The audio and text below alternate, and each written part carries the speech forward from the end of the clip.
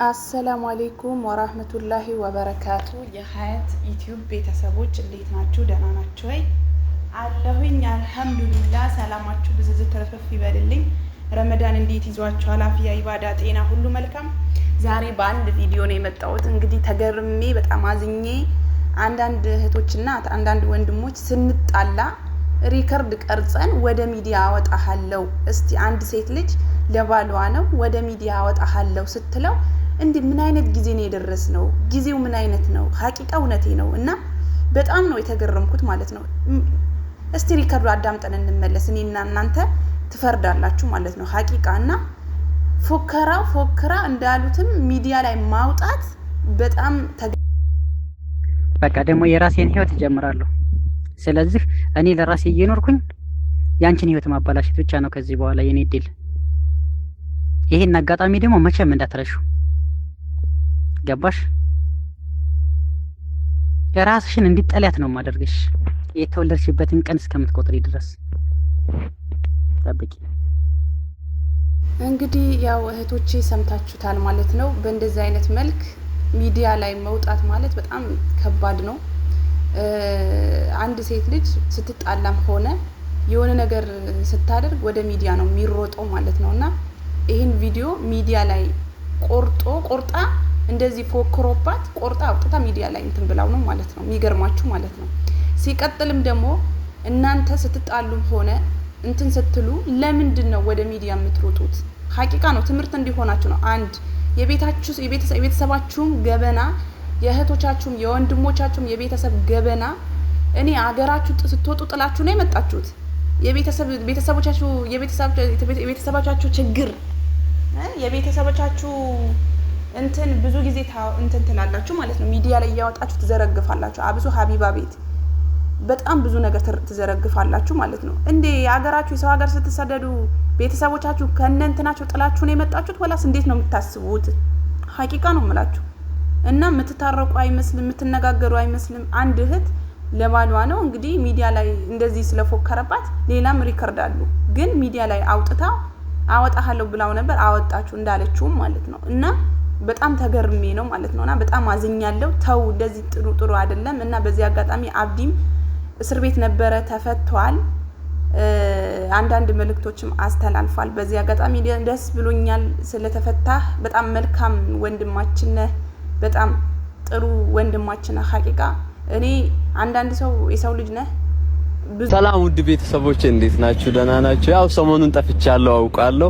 እና የጠፋሁበትን ምክንያት ደግሞ የሆነ ስልክ ከሱ ገዝቼ ነበርና ያ ስልክ ደግሞ ድንገት የማዘር ነው የተሰረቀ ስልክ ነበረ። በሱ ምክንያት ነበር የታሰርኩት። እንግዲህ ማዘርም እሱ አይደለም የሰረቀኝ አይታሰር ምናምን ብላ ያው ተፈትቻለሁ ማለት ነው። ማዘር በጣም ነው የማመሰግነው። እንግዲህ ባንቺ እንዴት ነበር የሰረቁሽ ስልኩ? እኔን የሰረቁኝ ከቤተ ክርስቲያን ስወጣ ያው መንገድ ላይ መኪና አቆመው መንገድ አሳይኝ ቦታ አሳይኝ ብለውኝ ቦታ ለማሳየት ከሁለት ሰው ጋር ገባን። ከዛ አንዷን መንገድ ላይ ያስወረዱና እኔ አብሬያቸው ሲሄድ እንደዛ የሆነ ብር ምናምን ሰውነቴ ላይ እንዲህ በመቀባት እንደዛ አድርገው ከዛ ከፍቶ ሲወስድም አላውቅም። ቤት ከደረስኩ በኋላ የሆነ ነገር እንትነድርገሽ ነበር ማለት ነው። እንግዲህ ይሄን ስልክ ነው ለኔ አይፎን ነበረ በጂፒኤስ ነው ተያዝኩት። ስለዚህ ሁላችሁም አይፎን ስልክ ስትገዙ ጥንቃቄ አድርጉ። እንግዲህ አሁን ማዘር እንግዲህ ለኔ ባታስብልኝ እኔ ማሳሰር ትችላለች ማለት ነው። ገባችሁ አይደል? ስለዚህ አይፎን ስልክ ስትገዙ ተጠንቀቁ እላችኋለሁ። ማዘር በጣም ነው የማመሰግነው በድጋሚሽ። እሺ በቃ እንግዲህ አይታችሁታል። አብዲ ከዚህ በፊት ታስሮ ነበረ። በእስር ቤት ታስሮ አይቶት ምናምን ወጣ። አላህ የሚወደው ሰው በነገራችን ላይ ይፈተናል፣ በብዙ ነገራቶች ምናምን ነገር ይፈተናል ማለት ነው አላህ የሚወደው ሰው። ስለዚህ ይሄ ልጅ ደግሞ ሀቅ ነገር ካላችሁ የፈለገ ነገር መጥፎ ነገር ብትሰሩም ባትሰሩም አላህ ያያቸዋል።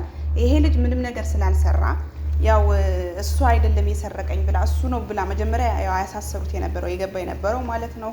ከዛ በኋላ ደግሞ ይው ሀቅ ይውጣላት። እሷም ደግሞ አንተ አይደለህም ብላ አስራው ነበረ። እንኳን ደስ አለ ስለተፈታህ።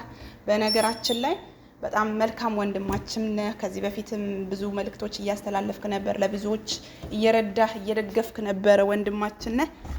እንኳን ተፈታህ ብያለሁ አብዲዬ፣ እንኳን ደስ አለህ ብያለሁ። ሀቂቃ ያው በጂፒኤስ እንግዲህ ተከታትለው መያዛቸው በጣም አሪፍ ነው። እንደዚህ አይነት ነገር የሚሰሩ ሰዎች ጥንቃቄ ለማድረግ ይሞክራሉ ብዬ አስባለሁ። በዚህ አጋጣሚ ትምህርት እንደዚህ አይነት ነገሮች በጣም አብዲ አሁን በጣም ትምህርት ወስዷል። በብዙ አይነት ነገሮች ትምህርት ወስዷል። ከዚህ በፊት ሰው ገለሃል ብለው ነው ያሳሰሩት የነበረው። ዛሬ ላይ ግን በስልክ ምናምን እንግዲህ ተይዞ ነበረ። ግን ያሳዝነኛል። በነገራችን ላይ አብዲ የሚባለው ልጅ በጣም ለምን እንደሆነ አላውቅም። ወንድሞችም ስላሉኝ መሰለኝ እሱ ይመስለኛል። እና በአጠቃላይ ምን ልላችሁ ፈልጌ ነው እህቶቼ፣ አብሶ አረብ ሀገር ያላችሁ እህቶች ከምታደርጉት ነገራት ብትቆጠቡ የተሻለ ነው።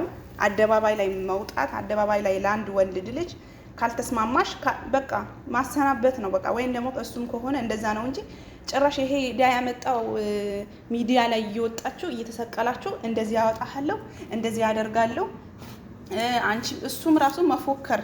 እንግዲህ እኔ ሀቂቃ ሪከርድ እኔ እንደውም እኔ ያላወጣኋትም ማለት ነውና ሚዲያ ላይ እንደዚህ አንድ ሴት ልጅ ስትጣላ ወይም ከባሏ ጋር ስትጣላ ሚዲያ ላይ ያወጣሃለሁ።